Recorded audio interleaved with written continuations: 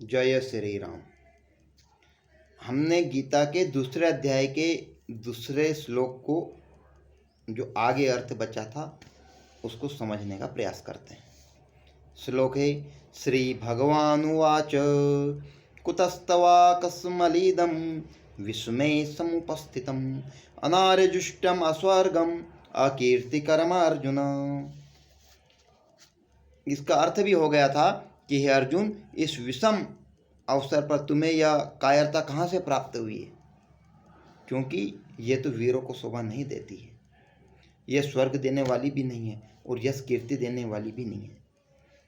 और हमने पूर्व में जाना था कि जो स्वर्ग की एक अप्सरा के द्वारा अर्जुन को पूर्व में एक श्राप दिया गया था, जिसके कारण नपुंसकता प्राप्त हुई थी।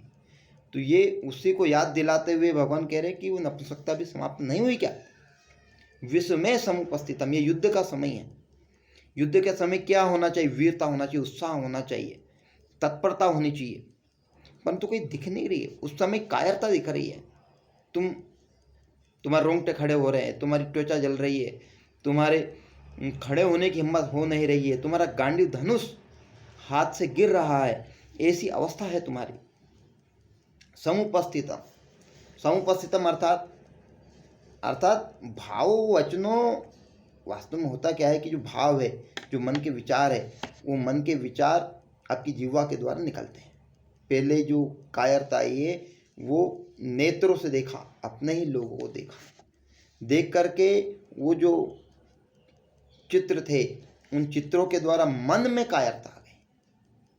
मन के बाद भावों में कायरता आ गई। भाव अर्थात रोंगटे खड़े हो गए, धनुष गिर रहा है ऐसा, और अब शरीर में आ गई, अब क्रियाओं में आ गई, आपके कर्म रूप में परिलक्षित होने लग गई।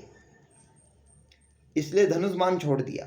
रथोपस्थ उपास विसृज ससरम चापम शोक संविघ्न मानस, अर्थात धनुष हाथ से गिर रहा है, गांडीवम संस्ते हस्तात, ऐसी स्थिति हो गई। रथोपस्थ उपाविशत, रथ के पीछे भाग में बैठ गए, ये आपके क्रियाओं में दिख रहा है। तो भगवान कहते अनार्य जुष्टम, अनार्य जुष्टम अर्थात मनुष्यों की 3 श्रेणियां होती है। ये एक सबसे ऊपर की टॉप वाली होती है जिसको बोलते हैं आर्य, आर्य अर्थात श्रेष्ठ।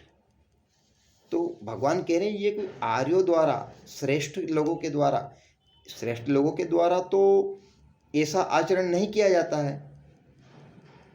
श्रेष्ठ लोग अर्थात यद यदाचरति श्रेष्ठ तत तद देवे तरो जना सयत प्रमाणम कुरुते लोकस तदनुवर्तते। यद यदाचरति श्रेष्ठ, ये श्रेष्ठ लोगों द्वारा है, जो आर्य लोगों द्वारा है, जो आचरण किया जाता है वो तो यहाँ पर दिख नहीं रहा है। फिर उससे स्तर क्रमांक 2 पर आता है स्वर्ग चाहने वाले लोग। इस लोक में चाहे दुख उठा ले, परंतु हमारा स्वर्ग लोक सुधरना चाहिए। तो भगवान यहाँ पर कहते हैं अर्जुन, तुम जो ये भागने वाला कार्य कर रहे हो, जो रण में से पीछे हटने वाला कार्य कर रहे हो, यह तो स्वर्ग देने वाला भी नहीं है। फिर अकीर्तिकरम अर्जुन, यह तो यश भी देने वाला नहीं है, तुम्हारा मान सम्मान बढ़ाने वाला भी कार्य नहीं है। जो लोग तुम्हारे आंखों से डरते थे, जो तुम्हारे नाम की इज्जत करते थे, आज वही आगने वाले समय में उसका तुम्हारा उपहास उड़ाएंगे। अब इस शब्दों को वास्तव में समझना चाहिए कि वास्तव में क्या कहना चाह रहे हैं। तो ये 3 श्रेणियां हैं, एक आर्य अर्थात श्रेष्ठ, दूसरे नंबर पर स्वर्ग चाहने वाले लोग, और तीसरे नंबर पर यश कीर्ति मान सम्मान चाहने वाले लोग। तो ये तीनों स्तरों पर ये अर्जुन का कार्य है। बोले ये तो तीनों स्तरों पर शोभा नहीं देता है। जो व्यापारी होता है, व्यापारी माल लेने में भी, जो सामान खरीदेगा उसमें भी लाभ देखता है और देने में भी लाभ देखता है। लेने में भी लाभ और देने में भी लाभ। इसी प्रकार से जो श्रेष्ठ लोग रहते हैं, वो श्रेष्ठ लोग अपना कल्याण, स्वयं का कल्याण हर चीज में देखते हैं। वो किसी को छोड़ने में भी, बड़ी से बड़ी चीज को त्यागने में भी, उसमें भी स्वयं का लाभ देखते हैं, और किसी को पकड़ने में भी स्वयं का लाभ देखते हैं। तो ये जो लाभ देखने वाले लोग हैं, ये श्रेष्ठ लोग हैं। तो ये कह रहे, बोले अर्जुन तुम क्या छोड़ रहे हो और क्या पकड़ रहे हो? तुम वीरता छोड़ करके कायरता पकड़ रहे हो। ये यहाँ पर भाव है। कुतस्थ अनार्यजुष्टम अस्वर्गम, ये अलग भाव है, इसमें भाव विशिष्ट भाव है। यहाँ पर प्रवृत्ति और निवृत्ति दोनों में कल्याण देखने वाले लोग श्रेष्ठ होते हैं, उनको आर्य कहते हैं। अब क्रम देखिए कौन कौन से क्रम में आया है। पहला है अनार्यजुष्टम, फिर है अस्वर्गम, तीसरा है अकीर्तिकरम। अनार्यजुष्टम अर्थात अपना कल्याण चाहने वाले, अपना मोक्ष चाहने वाले ऐसे लोग।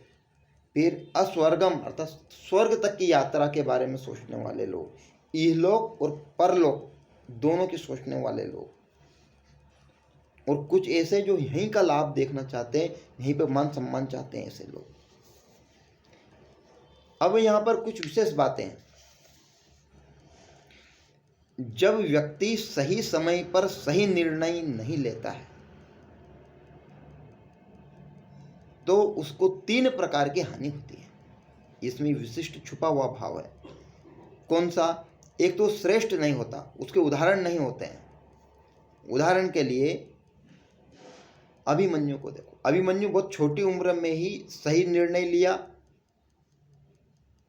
चक्रव्यूह के अंदर गया और आज अमर हो गया। जो समय की प्रतीक्षा नहीं करते वो श्रेष्ठ लोग होते हैं। सही समय पर सही निर्णय लेने वाले लोग श्रेष्ठ होते हैं। और जो सही समय पर सही निर्णय नहीं लेते हैं, जितने संसाधन है उतने ही संसाधनों से आगे बढ़ना प्रारंभ नहीं करते हैं, वे लोग उदाहरण प्रस्तुत नहीं कर सकते। अर्थात जितने साधन है उतनों को लेकर के लग जाओ। और भी शंकराचार्य का उदाहरण है। शंकराचार्य एक विशिष्ट कार्य के लिए शिवजी स्वयं अवतार लेकर आए। 8 वर्ष की उम्र में तो संन्यास ले लिया उन्होंने। 8 वर्ष की उम्र में, जिस समय लोग बच्चे केवल खेलने में और केवल घर के तुच्छ बस बात समझने में समय व्यतीत करते हैं, उस अवस्था में उन्होंने संन्यास ले लिया और एक छोटी सी अवस्था में एक बहुत बड़ा कार्य करके दिखा दिया। स्वामी विवेकानंद जी का उदाहरण है। 39 वर्ष की उम्र में तो वो चले गए, धरती छोड़कर चले गए, कार्य समाप्त हो गया। योग द्वारा अपने शरीर से प्राणों को निकाल दिया उन्होंने।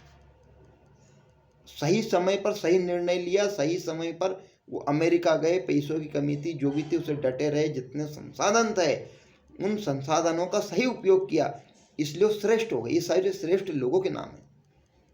फिर कुछ लोग ऐसे होते हैं कि वो सही समय पर तो नहीं, परंतु उससे छोटा एक थोड़ा सा आगे पीछे हो जाता है उनका, तो स्वर्ग देने वाला वो नहीं होता है। सही समय पर निर्णय नहीं लेते हैं तो ऐसे लोगों की जो पीढ़ियां आती हैं, जो पूर्वज आते हैं, वो उनको कोसते हैं। कैसे कोसते? उदाहरण देता हूं। उसको समाज में मान सम्मान तो मिल जाता है, परंतु उसके परिवार में जो सम्मान है, जो आत्मीय सम्मान है, वो अपेक्षाकृत नहीं मिलता है। उदाहरण धृतराष्ट्र का पुत्र प्रेम। धृतराष्ट्र के पहले पुत्र थे नहीं, हुए तो 100 पुत्र हो गए। 100 पुत्र हो गए, लोगों ने बोला, श्रेष्ठ लोगों ने